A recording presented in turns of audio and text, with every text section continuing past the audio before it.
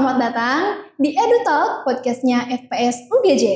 Ruang bincang edukatif yang membahas mengenai dunia pendidikan, inovasi, dan cerita inspiratif dari para tokoh akademik.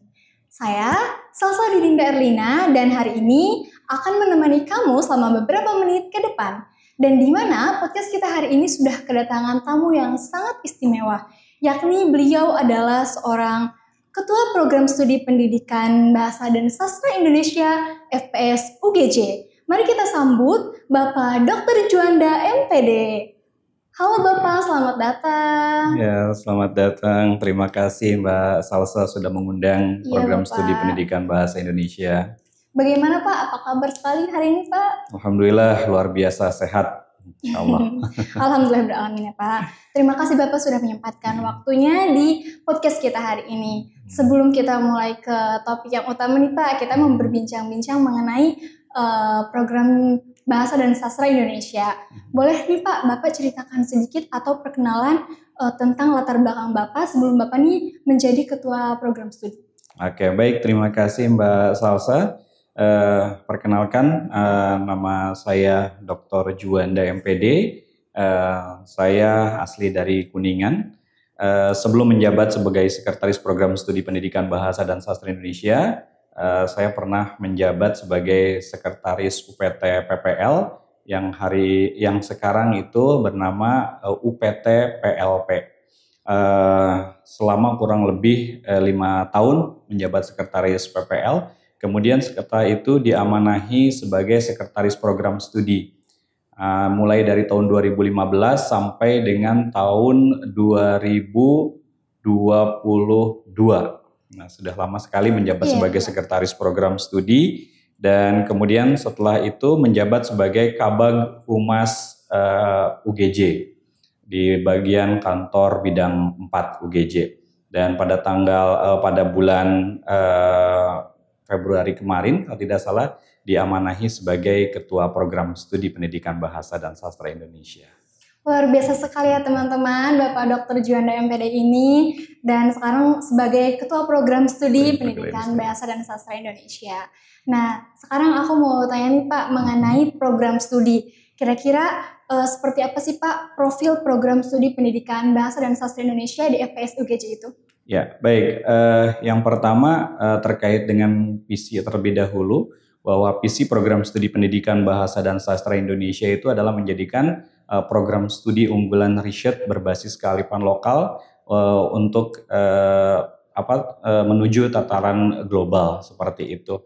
Nah, untuk mewujudkan visi-visi tersebut tentunya program studi mempunyai misi ya. Salah satunya adalah menyelenggarakan pendidikan yang berbasis teknologi, kemudian melakukan penelitian, pengabdian yang berbasis kearifan lokal, sehingga hasil-hasil dari penelitian itu bisa dinikmati oleh seluruh kalangan, seperti itu. Oke, untuk keunggulan sendiri Pak, misalkan dari kampus lain itu seperti apa Pak dari program studi? Baik, keunggulan dari program studi pendidikan bahasa dan sastra Indonesia itu diantaranya yang pertama bahwa terkait dengan kurikulum yang sudah kita gulirkan di program studi pendidikan bahasa dan sastra Indonesia, bahwa kurikulum kita sudah menganut kurikulum OBE, yaitu Outcome Based Education, di mana setiap perkuliahan yang dilaksanakan oleh dosen-dosen itu menghasilkan sebuah produk, ada outputnya untuk bisa dinikmati oleh para mahasiswa ataupun guru dan dunia pendidikan tentunya, seperti itu.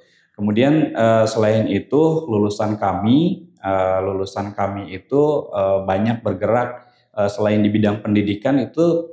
Lulusan kami juga banyak bergerak di bidang presenter televisi. Ada yang di presenter televisi, kemudian ada juga yang menjadi seorang pegawai di BUMN, salah satunya di PT Kereta Api Indonesia, kemudian di bank-bank BUMN, seperti itu. Jadi itu salah satu kelebihan dari program studi pendidikan bahasa Indonesia yang mencetak lulusannya itu bukan hanya sekedar menjadi seorang guru profesional saja, tapi dia bisa bekerja di bidang industri juga, seperti itu. Berarti memang sudah banyak lulusan-lulusan yang memang relasinya juga sudah luas begitu ya Pak? Ya, betul. Nah, selain itu ada juga yang menarik di kami itu salah satu unggulannya itu adalah program BIPA. BIPA itu adalah Bahasa Indonesia bagi Penutur Asing.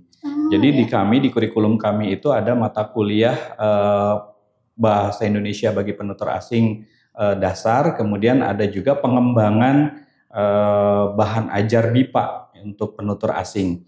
Nah, diharapkan nanti mahasiswa atau lulusan kami itu bisa mengajar orang-orang asing yang ingin belajar bahasa Indonesia. Itu yang sedang booming sekarang. Jadi lulusan bahasa Indonesia juga nanti bisa mengajar mahasiswa asing atau bisa mengajar orang-orang asing yang belajar bahasa Indonesia. Oke, luar biasa sekali ya Pak. Nah, mengenai pendidikan dan kurikulum nih Pak.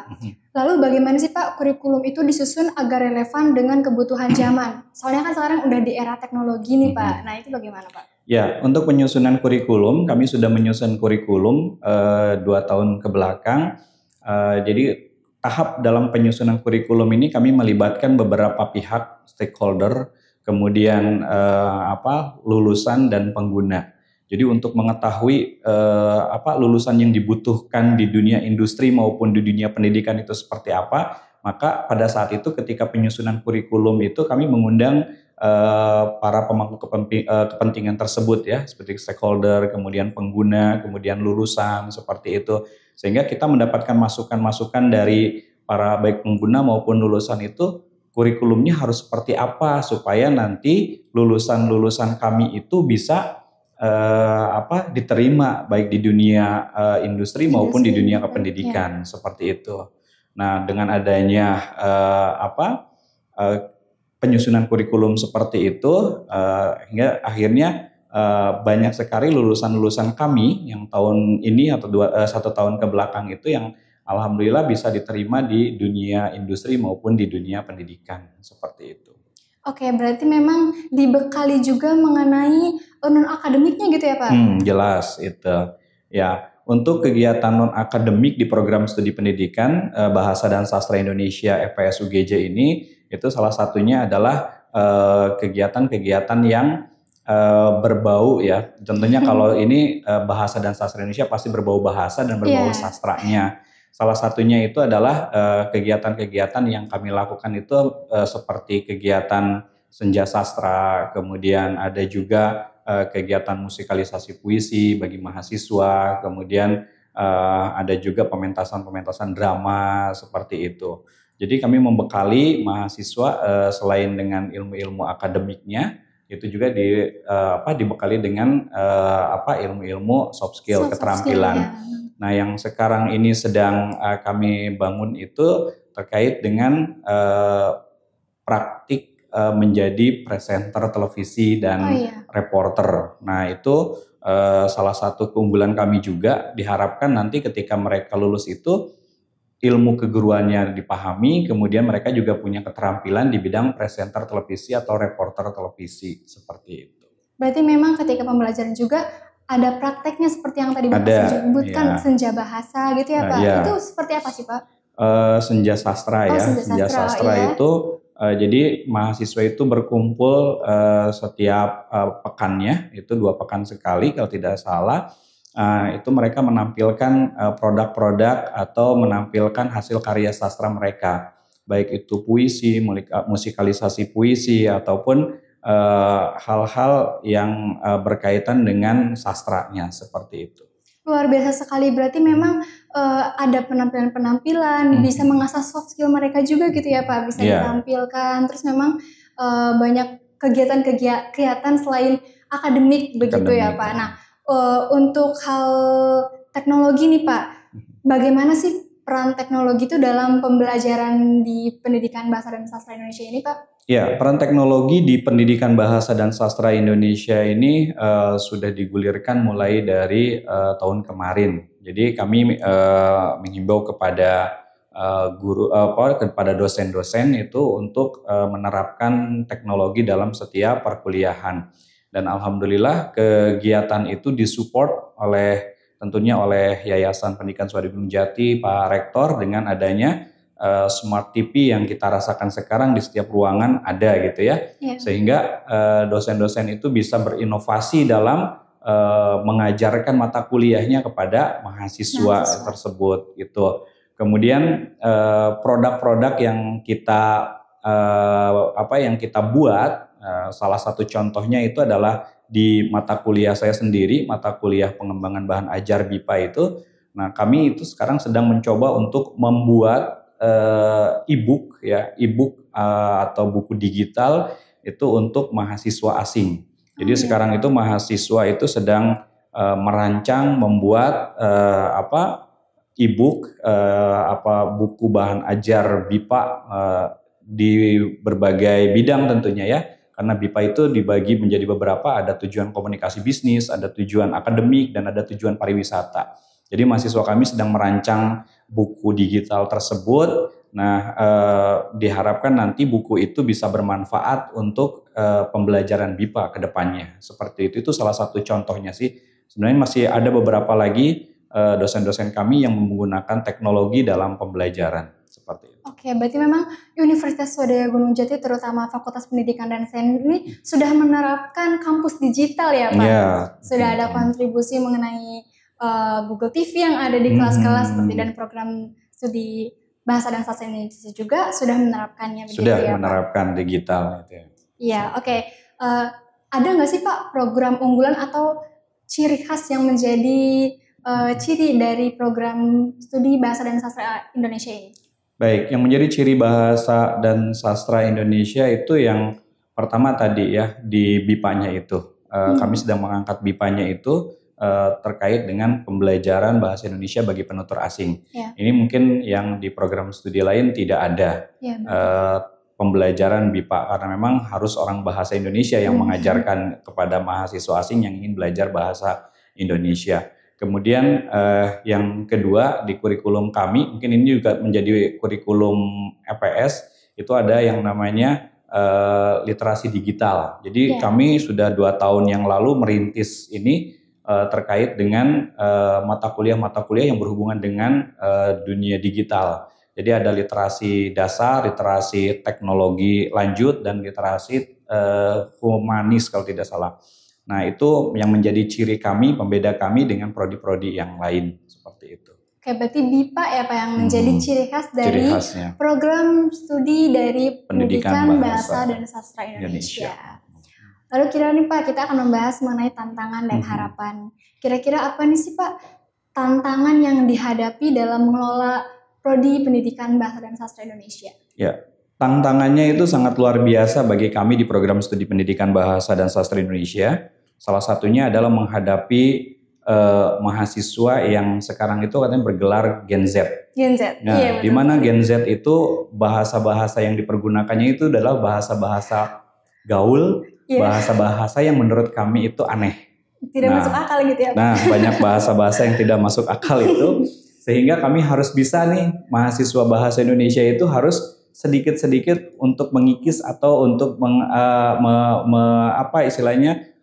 menjadi tidak biasa lagi itu bahasa-bahasa gaul itu, karena mereka akan menjadi guru bahasa Indonesia atau pengajar bahasa Indonesia. Sehingga tantangan tersulit kami itu adalah bagaimana caranya mahasiswa bahasa Indonesia itu tidak menggunakan bahasa gaul tersebut.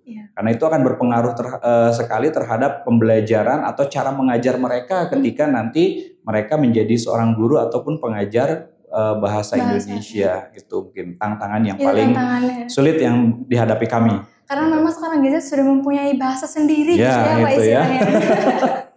Nah, luar biasa. Oke Bapak. Lalu bagaimana nih Pak prodi itu menyikapi tantangan rendahnya minat dan baca? Otomatis kan sekarang nih sudah eranya digital ya Pak. Nanti mereka tuh biasanya nonton video atau scrolling TikTok gitu. Nah, bagaimana nih Pak caranya menyikapi tantangan tersebut? Ya. Di kami itu biasanya dosen-dosen itu punya kontrak kuliah dengan mahasiswa tersebut, dengan mahasiswa ya, dengan kelasnya masing-masing. Jadi kami itu mewajibkan mahasiswa itu 5 menit sebelum mereka melakukan perkuliahan itu mereka wajib membaca. Oh gitu. Membaca baik dari buku maupun dari buku digital ya. Kan biasanya kalau bawa buku agak ribet gitu. Nah, sekarang mereka sudah punya gawai, sudah tinggal searching saja mau baca apa, seperti itu. Jadi mereka dituntut untuk membaca, untuk bisa menumbuhkan minat baca mereka. Sedangkan untuk menulis, ini menulis juga agak tantangan bagi kami sebenarnya untuk mahasiswa saat ini, karena jarang sekali mahasiswa sangat menulis. Makanya di setiap sekarang dengan adanya kurikulum OBE itu, mahasiswa wajib mempunyai sebuah produk. Ya, produknya itu salah satunya bisa berupa buku buku tentang mata kuliah yang diajarkan oleh dosen tersebut. Sehingga dengan adanya program tersebut, ya, dengan adanya kurikulum OBE tersebut, mahasiswa kami mau tidak mau harus menulis, harus membaca dan menulis, sehingga bisa menghasilkan sebuah produk itu. Dan mudah-mudahan di tahun ini, mudah-mudahan kita akan panen hasil karya mahasiswa seperti itu. Berarti memang sudah dibiasakan sebelum mata kuliah ya Pak, ya, membaca. Jadi mungkin mau tidak mau juga mahasiswa menulis gitu, merangkum setiap mata pelajaran yang disampaikan oleh dosen gitu ya. Karena nanti itu akan dijadikan sebuah produk akhir untuk luaran dari mata kuliah tersebut. Oke. Nanti produk itu biasanya dipublish atau bagaimana Pak? Ya, nanti kita akan fasilitasi oleh dosen-dosen pengampu mata kuliahnya. Nanti kalau berupa buku akan didaftarkan ISBN-nya, kemudian akan didaftarkan hak ciptanya. Nah, nanti itu akan bisa menjadi bahan bacaan untuk baik di dunia pendidikan maupun siapa saja yang membutuhkan, seperti itu. Oke, baik Pak. Nah, untuk harapan Bapak nih Pak, untuk lulusan dari program studi Bahasa dan Sastra Indonesia di masa depan itu seperti apa? Ya, untuk lulusan program studi pendidikan Bahasa dan Sastra Indonesia, yang pertama teruslah berkarya, ya, walaupun sudah lulus tapi terus berkarya, terus belajar sepanjang hayat, karena belajar itu tidak ada hentinya. Iya, betul. Ya, karena perkembangan dunia atau ilmu pendidikan, ilmu teknologi itu setiap hari itu terus berkembang, sehingga terus belajar, terus berkarya, sehingga menjadi lulusan yang kompeten, lulusan yang profesional, lulusan yang bisa diandalkan di dunia kerja maupun di dunia industri. Oke, lalu nih Pak, kira-kira ada pesan khusus nggak buat para mahasiswa di luar sana nih yang sedang bingung nih mau pilih prodi apa gitu? Ya, untuk calon mahasiswa yang sedang bingung memilih program studi atau ingin kuliah di mana, menurut saya program studi Pendidikan Bahasa dan Sastra Indonesia adalah program studi yang pantas dan cocok untuk teman-teman semua. Kenapa mesti memilih program studi Pendidikan Bahasa dan Sastra Indonesia? Kenapa coba Mbak? Karena sangat spesial terhadap ciri khas BIPA gitu ya Pak? Bukan, karena titik koma saja diperhatikan, apalagi kamu. Asik, keren sekali. Jadi buat para calon mahasiswa baru yang masih bingung nih, mau cari program studi apa ya? Jadi pilihan yang tepat adalah program studi Pendidikan Bahasa dan Sastra Indonesia. Jangan lupa ya teman-teman, kalau misalkan mau daftar, linknya ada di bawah sini. Nah, ada di bawah sini ya. Oke. Nah, terima kasih Bapak. Tadi kita sudah banyak berbincang-bincang mengenai pendidikan Bahasa dan Sastra Indonesia. Mudah-mudahan teman-teman di sana terinspirasi dan jangan lupa gabung di program studi Pendidikan Bahasa dan Sastra Indonesia. Terima kasih banyak Bapak Dr. Juanda MPD yang telah meluangkan waktunya dan menambahkan cerita inspiratif kepada kita hari ini. Oke, untuk teman-teman, mungkin cukup sekian episode kita pada hari ini. Jangan lupa like, comment, and subscribe episode hari ini. Dan jangan sampai ketinggalan episode berikutnya. Sampai jumpa di lain kesempatan. Dadah!